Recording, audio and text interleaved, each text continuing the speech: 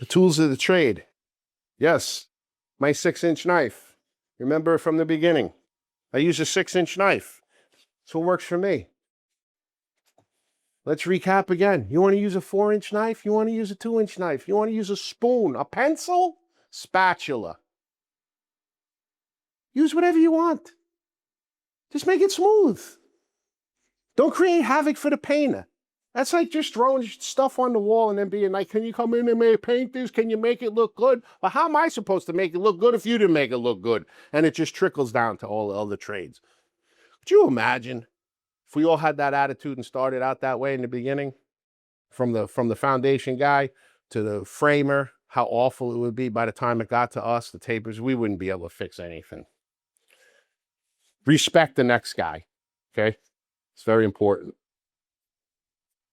So if you remember, guys, 6-inch, 8-inch, 10-inch, 12-inch, the progression in the knives. Or in the last coat, I use a 12-inch knife. This is a 12-inch knife, okay? For the second coat, we use the 10-inch knife. We explained that each coat would get bigger and bigger. That's why the knives are made in 2-inch increments, the bigger broad knives, okay, to help us out a little bit. I use a 12. It's about the same as a hawk. It's easier for me to get the compound off and fill the entire blade with a hawk. That's why I use a hawk. If you want to use the bread pan, use that. I found it harder for me to get my knife into that pan and get the mud consistently on my full 12 inches. That's why I used a hawk. I've tried them both. I figured out what worked for me. I like the hawk. Go use a record if you want. Go get an old vinyl record and use that. You could use that too. Consistency of our compound. Looser. What did we say in the beginning? Looser compound, less of an edge, right? Third coat, put on, take off. I like to go the full length of the 12 inches of the knife.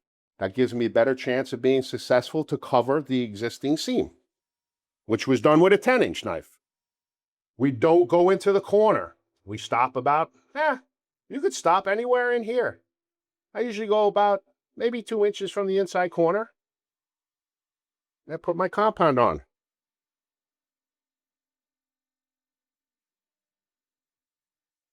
Again, this shouldn't be anything new. If you've been following along for the last couple of videos, you understand how to put it on by now.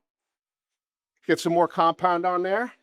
Flatten it out nice. Get it nice and uniform and even. Okay?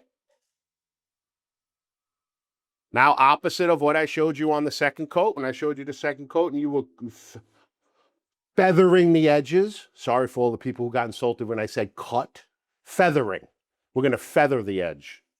But this time we're going to feather it out. Instead of in, we're going to feather it out.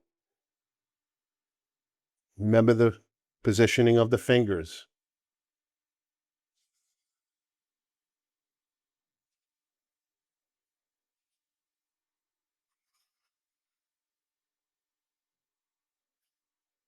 Okay? Feather it out, cut out, cut out. Not to confuse the 40-year-old veterans that have been doing it forever.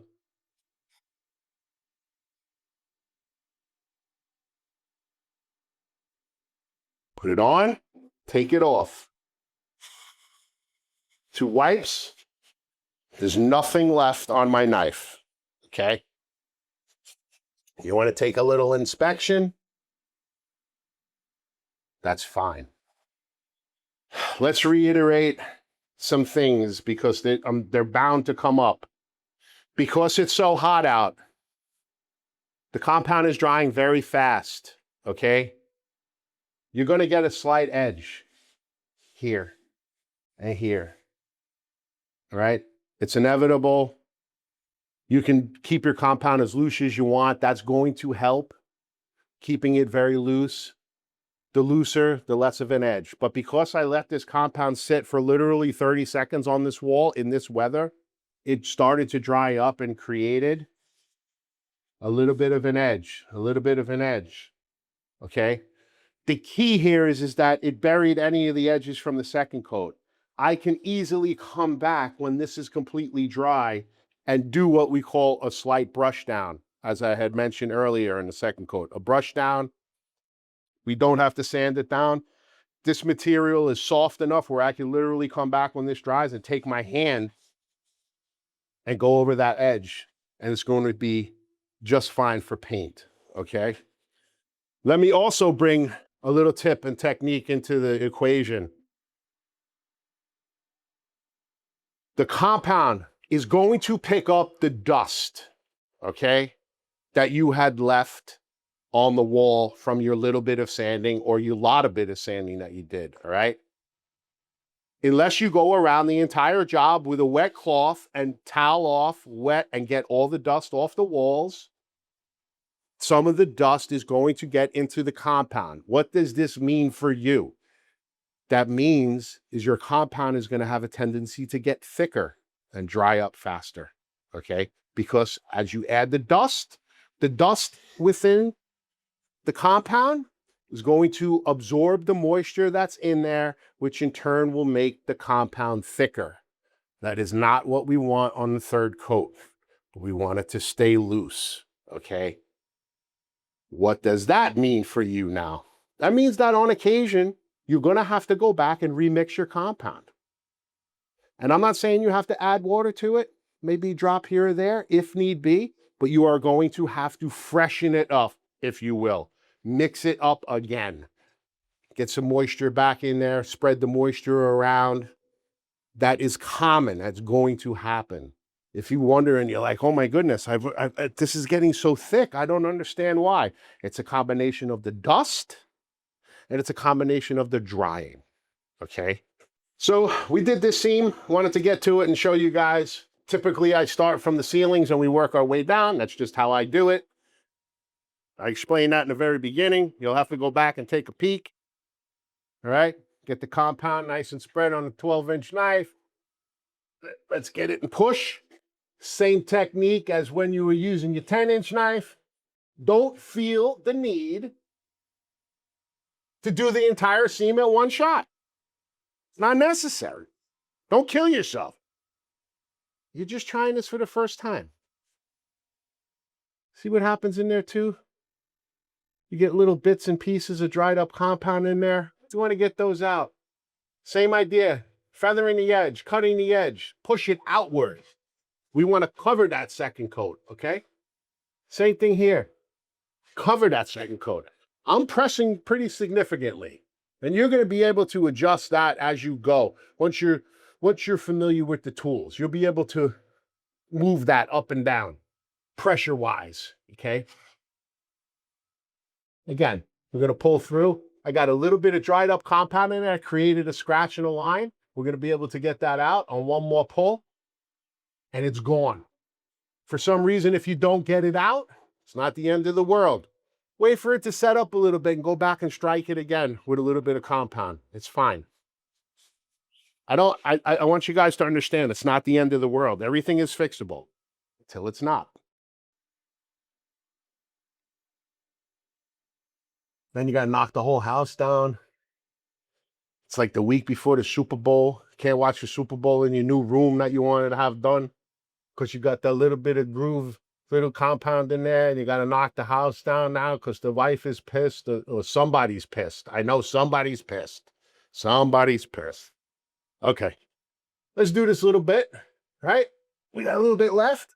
This compound is already tightening up on me, right? That little bit of dust, that little bit of heat that we got. Okay, same thing. Push it outward. Push it outward. Cover that second coat. Okay?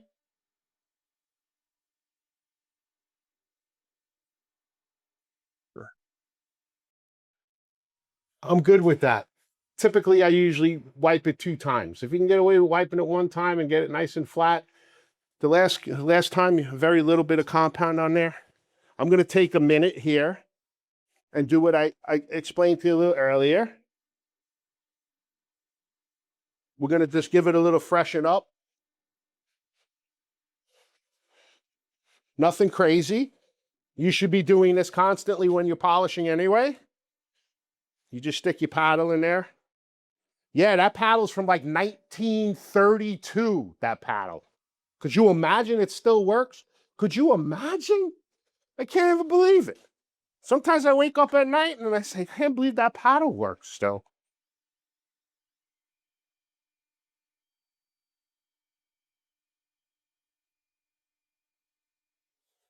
That's it. That's all you need to do. You don't need to do anything else. Remember, the more water you put in there, the looser it's going to get. You can use the compound as loose as you can handle it. Okay. Let's go back to this front seam. Same technique as I've been showed you guys.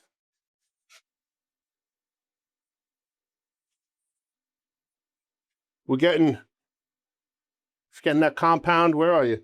Getting that compound as wide as the 12. We're stopping before the tight inside corner.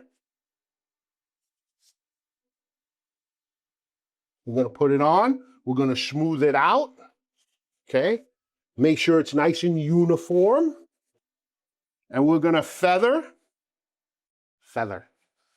cut the edge outward. Press. Look at my finger. It's up here. That's why I told in the beginning. Where you hold your knives is important. This is where it all ties together. Same thing. Push out. Finger low on this side. I like to do 2 times, right? 2 wipes. 1 time, a little bit of pressure. The last time, open it up a little bit more. You're going to take more compound off. Look, there's nothing on there. That's what you want. Remember, the flatter the knife, the more compound you're going to leave on there. The more open the knife, the more compound you're going to take off. Okay? Corner bead, we're not going to stop because we're going to polish this through. We don't have to go to the end. I did a little piece again. You can see my fingers. I'm down low. I keep my fingers here. You can see the marks. Press upward and outward. Same thing on the bottom. First pass, second pass a little more open. But notice where my fingers are. They're down low. I don't do it that way or this way. I do it this way so I can control it better, especially with the bigger knife. Okay, we want a little bit of control. That's why I gradually have shown you why I do it the way I do it. It works for me. If other ways work for you and you figure that out over time and repetition, that's wonderful. The ultimate goal is the same, flat and smooth. Get it ready for the painter, right? How you get there will eventually be determined by you. Okay? There you have the seams are polished. All right? It's a little humid out. It's not drying as fast as I would have liked it, as I would like it to dry, but it's drying. Here is just about dry. It's dry to the touch. You could still feel there's a little bit of a grit in there, which is okay. I don't mind that. Okay.